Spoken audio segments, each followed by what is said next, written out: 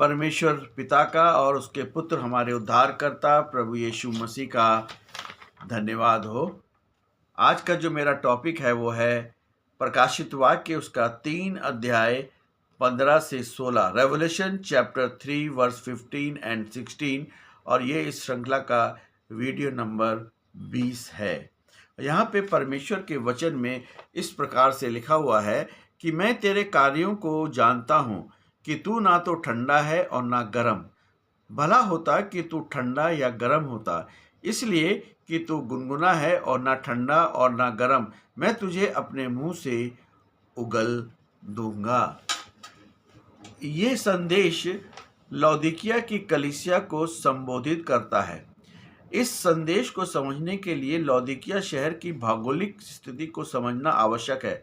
लौदीकिया एक अत्यंत समृद्ध व्यापारिक और बैंकिंग केंद्र था, लेकिन वहाँ पानी की अपनी कोई प्राकृतिक आपूर्ति नहीं थी। वहाँ पे पानी बिल्कुल नहीं था। हिरापोलिस शहर था जो अपने गर्म पानी के झरनों के लिए प्रसिद्ध था। ये पानी और औषधीय गुणों से भरपूर था। कुलिस्से का ठंडा पानी। दूसरी ओर कुलिस्से शहर था जहाँ पहाड़ों से आने वाला ठंडा और ताज़ा पानी मिलता था और जो पीने के लिए अति उत्तम था। लौदीकिया का गुनगुना पानी। लौदीकिया जो है यहाँ पर जल प्रणालियों यानी कि एक्वाडक्ट के माध्यम से दूर से लाया जाता था। जब तक पानी शहर पहुँचता था वो गुनगुना हो जाता था, और जब पानी डक्ट या पाइप के अंदर से जाता था तो उस समय सिस्टम इतना प्रभावशाली नहीं था, तो वह पानी गुनगुना हो जाता था। साथ ही उसमें खनिज जमा होने के कारण उसका स्वाद भी इतना खराब होता था कि पीते ही उल्टी आने लगती थी। यीशु मसीह यहाँ 3 अवस्थाओं की बात कर रहे हैं। गर्म पानी, ये उस विश्वासियों को दर्शाता है जो पवित्र आत्मा की आग से भरा है और वे मसीह है, प्रेम से भरा है और परमेश्वर के राज्य के लिए समर्पित है। जैसे हिरापोलिस का गर्म पानी चंगा करने के काम में आता था, वैसे ही गर्म मसीह दूसरों के लिए आशीष का कारण होता था। ठंडा पानी। हैरानी की बात यह है कि यीशु मसीह ने कहा कि भला तू तो ठंडा होता। यहाँ ठंडे का अर्थ है कि परमेश्वर का विरोध करना नहीं, बल्कि उस ठंडे पानी जैसे होता है जो ताजगी देता है, और एक व्यक्ति जो जानता है कि वह आत्मिक रूप से प्यासा है वह परमेश्वर के पास आता है। यानी कि ये परमेश्वर उनको अपनी आत्मिक प्यास के बारे में बता रहे हैं कि आत्मिक प्यास जब होती है तो आदमी उसके नज़दीक आता है। गुनगुना सबसे खतरनाक स्थिति है।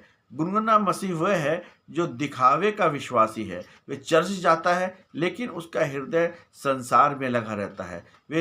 वे लोग आत्मसंतुष्ट हैं। लौदीकिया के लोग धनी थे, इसलिए उन्हें लगा कि उन्हें परमेश्वर की जरूरत नहीं है। 17वें वर्ष में हम देखते समझौतावादी लोग हैं। वे ना तो पूरी तरह से पाप छोड़ते हैं और ना ही पूरी तरह से मसीह के पीछे चलते हैं। मैं तुझे मुंह से उगलने पर हूँ का अर्थ है कि ये जैसे लौदीकिया का गंदा पानी पीने से उल्टी आती है, वैसे ही आत्मिक पाखंड यानी कि स्पिरिचुअल हिपोक्रेसी यीशु मसीह को अरुचिकर लगता है कि यीशु मसीह की कोई भी अरुचि नहीं है। यहाँ पर गंभीर चेतावनी है कि उगलना शहर, ये शब्द ये सब दर्शाता है कि परमेश्वर को आधे अधूरे मन से की गई भक्ति स्वीकार नहीं है। ये मसीह के साथ संगति टूटने का संकेत है। धोखा भी गुनगुना व्यक्ति को धोखे में रखता है। वे सोचता है कि वह ठीक है, जबकि वो वास्तव में आत्मिक रूप से अभागा, तुच्छ, कंगाल, अंधा और नंगा है। ये वचन हमें आत्म मंथन यानी कि सेल्फ एग्जामिनेशन की चुनौती देता है। हमने अपनी आत्मनिर्भरता को त्याग दिया है। क्या हम अपनी संपत्ति, शिक्षा या पद पर गर्व करते हैं और परमेश्वर को भूल गए हैं?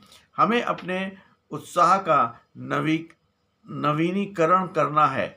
मसीह चाहता है कि हम गुनगुनेपन की स्थिति से बाहर निकलकर पश्चाताप करें। सच्चा धन यीशु मसीह के आगे जो वचन 18 में सलाह देता है कि उसे वह सोना खरीदें जो आग में ताया गया है, यानी कि शुद्ध विश्वास हमारे अंदर होना चाहिए।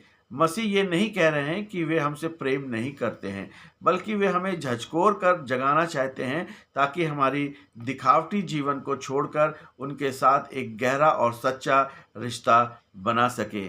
इसलिए प्रभु यीशु मसीह पर विश्वास करें, अपने पापों को मान लें, अपने पापों के लिए पश्चाताप करें और यीशु मसीह को उद्धारकर्ता के रूप में ग्रहण करें। यही मसीही जीवन है। आमीन।